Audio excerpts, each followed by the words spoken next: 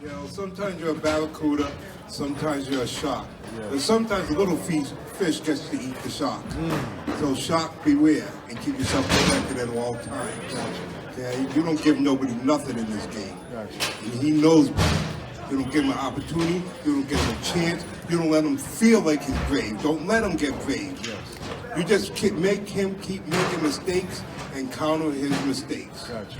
That's why he's still pretty, he don't get hit. Oh, he looks like me too. Give me that.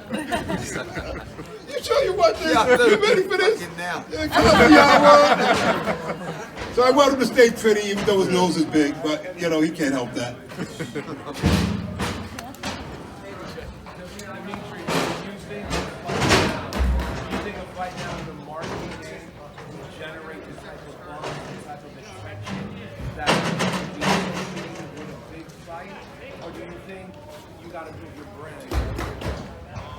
I mean, I think we just kind of said that, you know. We're going to get in there whoever we can get in there with. You can sit here and name everybody. It takes two to tango. So, who's a marquee name? Name somebody that can... No, okay, I can't fight Canelo. Can't fight him. Name somebody else. Demetrius Andrade. Triple G, we just called him out if it happens to happen. But name somebody else that's realistic right now. Demetrius Andrade. Charlo? Both Charlos. Okay, if a deal can happen, we can make it happen. No, that's realistic.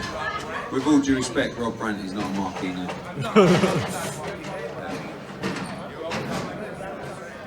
168, who's up there? Callum Smith. Ramirez. Girl, Ramirez, last name Ramirez? Yeah, Ramirez.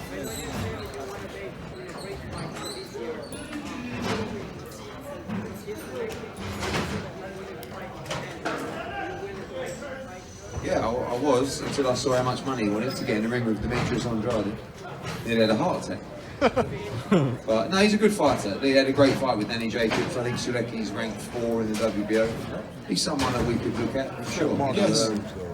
Yeah, and I think he's got a good style. Look, tonight, you know, after 3 or 4 rounds, I think Akavov realised what he was in with, and he just ran all night. You know, I don't blame him, but he made it very difficult for Demetrius to look good. I think Suleki would come all night, to be honest, until he got stopped. But yeah, Suleki's a good guy. Going back to your question about the brand, you know, I think for a long time Demetrius has been seen as like, you know, the sheep over the boogeyman. But also people just sort of, you know, presume, oh yeah, you don't want to fight Demetrius, leave him alone, and they've frozen him out for a long time.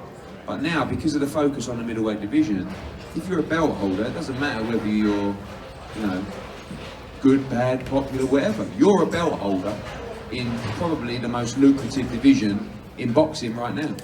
And there's only 3 of them: Canelo, Danny Jacobs, and Demetrius. So, does he have the brand of Canelo? No, not yet. No, but can he beat him? Yes. So it's only a matter of time. Eddie, in regards to market names, let's say 54, they moved to 60. Garrett Hurd, Jaime Munguia, is that a possibility? Yeah, I mean, look, again, yeah, he said, you know, you two should have a fight. Yeah, 140. Do it. Who's got to make it 140? Who's going up? He's got to cut 2 legs off to make 140. I'll make that 80. Yeah. But you know, you've got to look what Demetrius said about this side of the street. You know, this is, I know politics is boring in boxing, but you look at this side of the street, you look at Jaime Munguia, you look at potentially Gennady Golovkin, you look at Canelo. You know, these are the fights that are open. Callum Smith at 168, even Dmitry Bivol talking about going down to 168. There's loads of fights out there, but you know, I think that Munguia will. I'll whip his ass. Which one? Yeah. Yeah. Well, he's a guy. I think. Tell him to come 160. Yeah. Okay. Make it happen. All right. That's a good fight. Done. To go from West. You heard it here. Good fight. I think he'll come forward. Oscar's not going to give And then he'll get put sacrifice down. on Williams, are they? Oscar's going to lose both of his guys. He's like number 1, number 2. Where's he going to go then? 2 more questions, guys. Go on.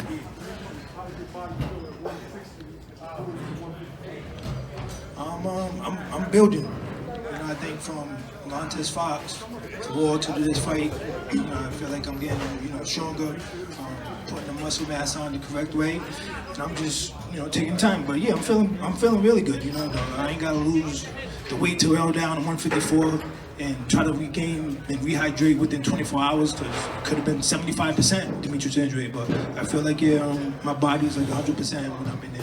The 160 division. Did you feel a little more fluid at 154 in terms of athleticism? Nah, it's the same, it's the same. It's at the end of the day, like I said, if somebody's gonna come forward, I'm gonna let my hands go. If somebody's gonna run back, there's not much I can do. And that's in anything. Last question, guys. Yes, sir. Thank you.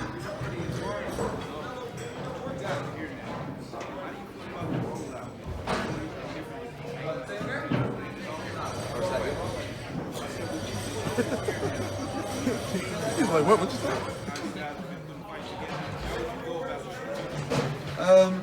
Well, we started in September, so we're 3 months in. I think we're going well. We've got Bivol against Joe Smith announced today. We're trying to make Jesse Vargas against Kell Brook for April. Danny Roman against TJ Dehaney, unification was made. Canelo against Danny Jacobs was made this week. We had Joshua against Povetkin. Demetrius Andrade's fought for the world title and now defended it in a couple of months. We're in Philadelphia, great story with Tevin Farmer. Katie Taylor's unifying. Anthony Joshua will fight on DAZN in April or June, either in London or America. There's loads going on. Usyk, the fighter of the year with absolutely everybody last year and the undisputed champion, he's signed to DAZN. He'll be boxing in America in May. It's non-stop. We're honestly just getting started.